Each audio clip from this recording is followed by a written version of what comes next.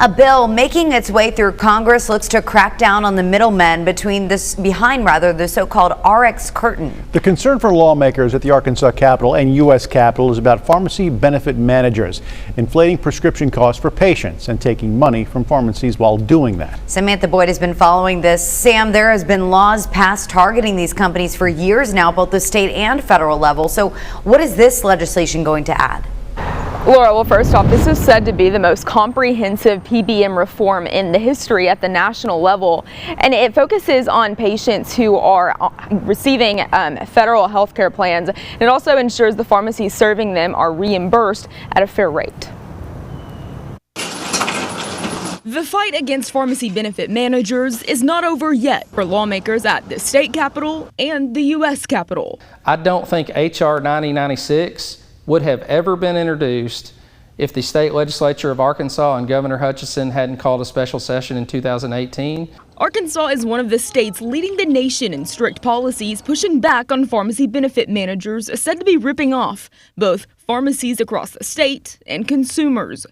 The state insurance department is now able to enforce an emergency rule under Arkansas law that allows the state to fine PBMs who do not adhere to the original state law, which requires them to pay pharmacies a fair and reasonable rate. These actions by the governor of Arkansas, the insurance department in Arkansas, U.S. Congress are happening because of the Federal Trade Commission report that was released in July. The evidence is showing that while they cut reimbursement and access locally, they overcharge and overpay themselves. The three largest PBMs argued in a federal congressional hearing that drug makers are responsible for overcharging on these drugs to patients.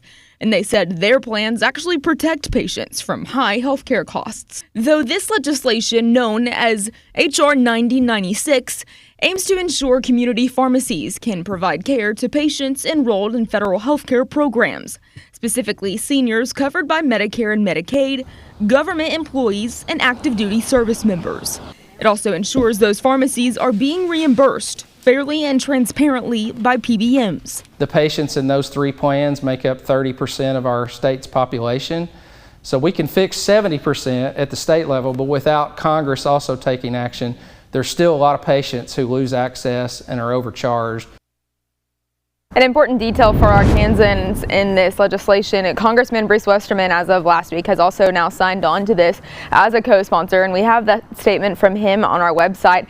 But he certainly has voiced his support on this and is co-sponsoring this because he's heard from constituents in Arkansas who are struggling with this and need some more intervention. Meantime, here in Little Rock, in 2 weeks, they're set to start doing the hearings with the PBMs as they'll come in and testify on violations they're accused of and fines that they may have if they are found to have done those violations. So that will be in 2 weeks, although there's no indication on if they are going to show up. Reporting live in Little Rock, Samantha Boyd at KARK 4 News.